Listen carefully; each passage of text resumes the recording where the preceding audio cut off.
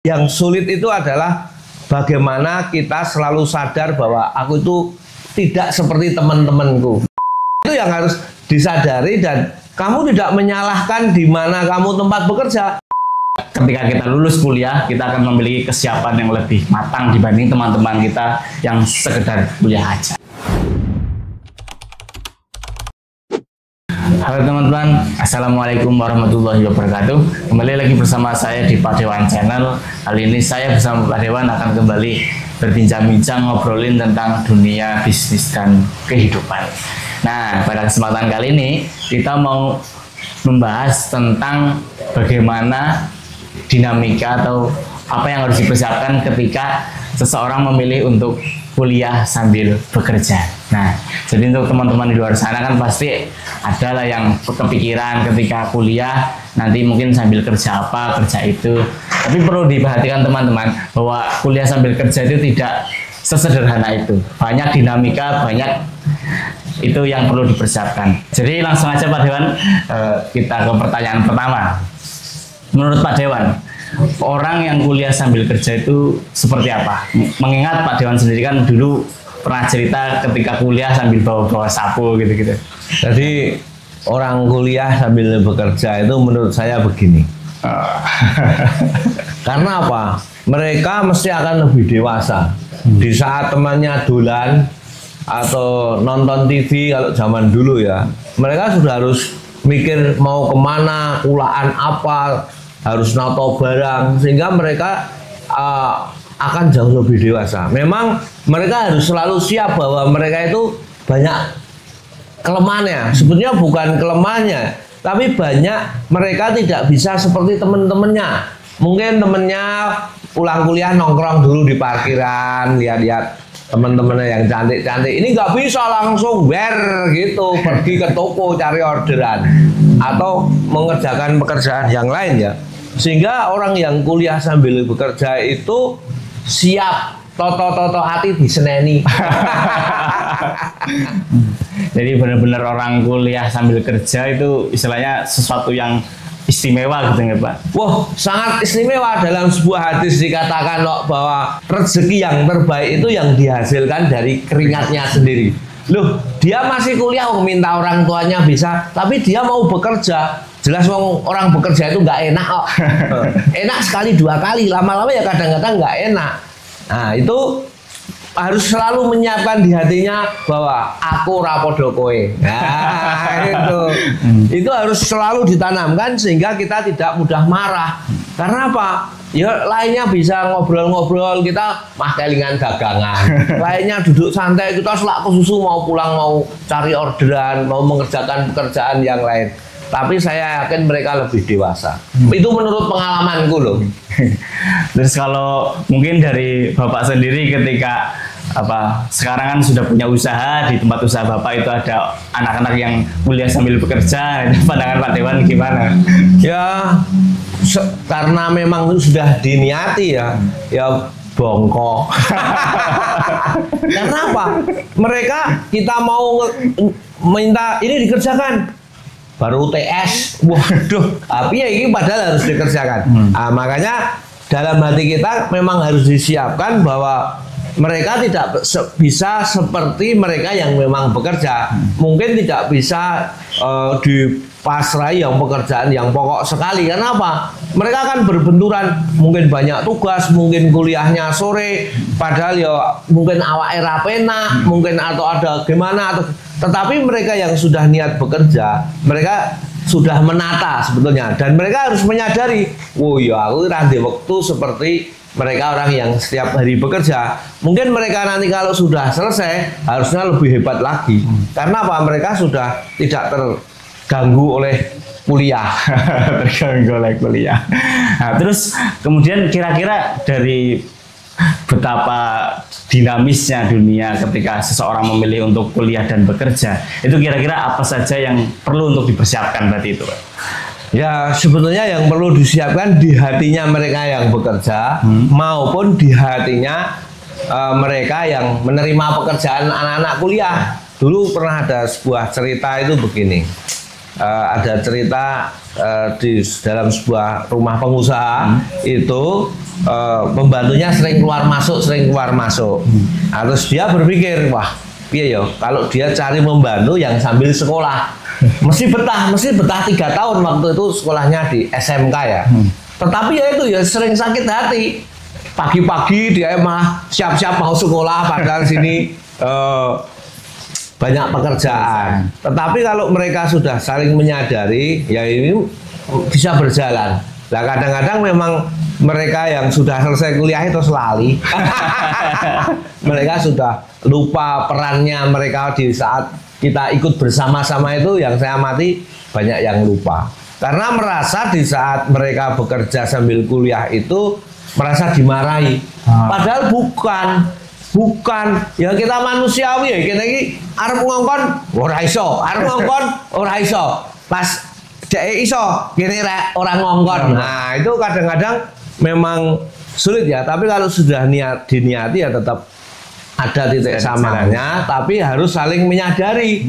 Oh ya, aku itu begini, aku itu kurangnya begini, aku harus begini, ya, seperti itu.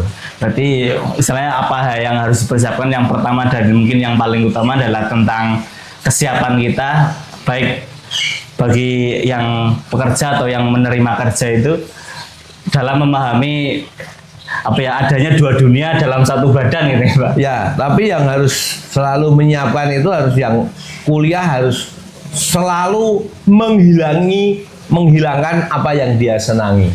Karena apa? Ya, kamu harus selalu sadar bahwa kamu tidak sama dengan teman-teman kamu, sehingga teman-temanmu pengen ketawa-ketawa, mau piknik atau mau apa camping. Aku ini punya tugas yang banyak. Maaf dong, banyak pekerjaan saya itu yang tidak selesai. Aku harus yang sulit itu adalah bagaimana kita selalu sadar bahwa aku itu tidak seperti teman-temanku. Memang sama kuliah, tetapi aku tidak sama dengan kamu.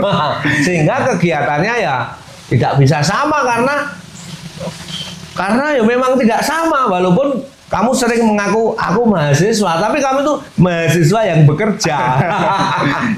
Satu hal yang paling penting berarti sadari diri dulu pertama, ini yang paling perlu dipersiapkan. Kalau kamu beda dari teman-temanmu. Yes, kamu beda dengan temanmu. Nah itu yang harus disadari, dan kamu tidak menyalahkan di mana kamu tempat bekerja. Karena orang yang ditempati untuk bekerja anak sekolah itu jarang mau. Karena apa? Raiso dijaga ke. Kita mau bikin program, tanya kuliah palibun. Nah itu, nah, memang mungkin seorang pengusaha juga ada ayamnya, ini mesti kerasan, di kapak-kapak kira apa-apa, dikasih tugas yang agak berat nggak apa-apa. Tetapi permasalahannya bukan itu. Nanti kadang-kadang mah bilang pengorbanan. Nah harus yang disiapkan itu tetap hati kita menerima kekurangan dan kelebihan kita, sehingga bisa bersama-sama, bisa jalan. Saya pikir kalau nanti mereka bisa bersama-sama, mereka setelah lulus langsung akan karena istilahnya selain istilahnya dari dunia teori yang dipelajari dan didalami di kuliahan, dalam ranah praktis melihat tentang realitas yang ada juga akan semakin matang di dunia pekerjaan itu nih Pak. Ya pasti, orang yang sekolah itu berbeda dengan yang tidak sekolah. Tapi permasalahannya bagaimana, kan kehidupan itu yang sulit itu tuh menyadari, oh ya aku itu harus fokus, aku itu harus gawean rampung ya tetap mengerjakan yang lainnya, sehingga aku itu bisa alih. Orang naik rampung terus nyantai. Karena istilahnya ketika kamu santai sekarang, nanti yo pekerjaan yang lain malah numpuk dan malah kurang termaksimalkan gitu. Ya sebetulnya kalau dia terus berstandar semene wis cukup ya berbeda ya. Tapi biasanya kan perusahaan itu juga ibarat truk, kalau masih bisa ya tambahin. Bebannya itu tambah sampai ngek aja. Truk itu apa? Ganjelipir lagi. Pire kurang tambahi lagi. Bannya diganti sehingga sampai baknya nggak bisa. Mungkin terus nabrak aturan ya, melebihi kapasitas. Nah, terus menurut Pak Dewan, kira-kira apa yang strategi yang harus dilakukan untuk bagi orang yang kuliah sambil bekerja gitu? Utamanya kan tentu misalkan kuliah memang ada beban tugasnya, tapi pekerjaan juga ada tanggungan pekerjaannya gitu yang harus juga dimaksimalkan, karena kalau misalkan nggak maksimal ya nanti syukur-syukur kalau pemiliknya mau memahami, kalau kurang kan ya gimana gitu. Menurut Pak Dewan gimana? Apakah ada strategi cara untuk Ya caranya cuma satu, menyadari, kedua ya menyiapkan terus bagaimana kita punya waktu yang longgar. Kalau ada waktu yang longgar ya digunakan untuk mencari pekerjaan yang belum selesai. Orang kok maharap dulan. Nah itu memang ini tidak mudah. Tapi kan juga banyak ya yang orang kuliah sambil bekerja itu banyak. Tapi mungkin kalau mereka wira swasta sendiri bisa berbeda ya. Karena apa? Orang wira swasta dengan bekerja itu agak berbeda ya. Orang yang wira swasta itu mereka akan bekerja semaksimal mungkin ya. Waktunya dihabiskan betul dan bagaimana bisa menguasai ya. Kalau orang pekerjaan kadang-kadang cuma sebatas bekerja rampung ya wis leren besok meneh. Yang ya wira swasta kan misalnya jam kerjanya 24 jam. Nah, kalau bisa ditambahi. Nah, tapi begitupun mungkin kalau yang bukan wira swasta itu ya juga mungkin karena memang pasti tidak sesuai dengan waktu apa normalnya kan, mungkin juga harus perlu nambah itu sehingga bisa maksimal dan istilahnya bisa dilirik oleh atasan atau pemilik di tempat kerjanya gitu ya Pak, karena bagusnya kinerja betapapun lagi kuliah gitu. Betul. Jadi mereka yang lagi kuliah sambil bekerja itu menurutku istimewa. Karena nanti begitu selesai, orang bingung cari pekerjaan, dia sudah punya pekerjaan. Ah, nanti kalau sudah selesai dia punya waktu. Jadi slow-nya itu mengikuti punya perusahaannya itu di mana dia bekerja, bukan jadwal dewe.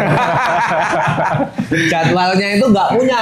Jadwalnya ya jadwal di mana dia bekerja, bukan bikin jadwal selo kancane prei meru prei. Ya, itu nggak bisa. Itu yang paling sulit adalah bagaimana menyadari bahwa aku itu tidak sama. Ini harus diulang berkali-kali karena ini godaan terus. Kan orang yang kuliah sambil bekerja mungkin kerja 3 jam di kampus 5 jam dan mereka lupa memang niatnya itu kuliah, nah, bukan bekerja ya. Nah, ini harus diingatkan terus, disadari terus ya. Berdoa juga penting biar tertanam kesadaran. Kalau pas ditegur tidak tersinggung. Mungkin istilahnya caranya juga dengan yang kembali sebagaimana yang lalu-lalu ya, mencatat target-target atau poin-poin yang harus diselesaikan sehingga tidak kelompatan-kelompatan, karena kan pasti di samping ngurusin pekerjaan kan mesti digembur sama tugas, kuliah, presentasi dan lain-lain gitu Pak. Ya pasti, itu pasti ya, tugasnya sendiri kan sudah banyak, mungkin ya kelompok belajar. Nah itu yang harus disadari bahwa mereka itu bekerja sambil kuliah itu harus siap kehilangan yang menyenangkan di waktu kuliah ya. Kalau saya punya saudara itu yang sekolah SMA 2 tahun gitu, itu dia dulu sempat bilang begini, masa mudaku hilang. Nah, kok iso aku bilang gitu, tiap hari garap tugas kancane dolan aku nggak bisa tiap hari tugas. Tapi kan kamu sekarang bahagia toh? Enggak juga. Kan pas aku udah hilang, sekarang udah usianya udah berbeda. Nah itu, tapi suatu saat dia tetap bahagia bahwa saya mampu menyelesaikan dalam usia yang muda. Jadi istilahnya ya, orang memilih untuk kuliah sambil bekerja itu adalah sesuatu pilihan yang sangat mulia gitu Pak. Ya, sangat mulia menurutku, itu sangat mulia, walaupun mungkin ya yang orang kuliah sambil kerja ya hasilnya tidak sama dengan mereka yang hanya kuliah. Begitu juga mereka yang kuliah sambil bekerja ya hasilnya tidak sama dengan yang mereka fokus dalam pekerjaan. Jadi semua ya ada konsekuensinya, tapi di balik konsekuensinya banyak hikmahnya gitu. Ya. Salah satunya tadi ketika misalkan kita sudah dari awal kuliah sambil kerja, itu ya pasti ketika kita lulus kuliah kita akan memiliki kesiapan yang lebih matang dibanding teman-teman kita yang sekedar kuliah aja. Terakhir Pak Dewan, mungkin ada pesan-pesan untuk teman-teman di luar sana. teman-temanku yang sekarang saatnya kuliah sambil bekerja, sadarlah bahwa kamu tidak sama dengan teman-temanmu. Oke, itu tadi teman-teman obrolan kita pada kesempatan kali ini. Jika ada dari teman-teman bertanya atau kritik dan saran, bisa tulis di kolom komentar di bawah. Nanti kita bisa diskusikan bareng-bareng di bawah. Jadi kalau teman-teman ingin request, bisa tulis juga di kolom komentar. Nanti kita siapkan konten tersendiri untuk teman-teman sekalian. Jadi jangan lupa like, share, subscribe, serta nyalakan lonceng notifikasinya agar teman-teman tidak ketinggalan konten-konten menarik dari kami berikutnya. Jadi saya kurang lebih maaf. Wassalamualaikum warahmatullahi wabarakatuh. See you.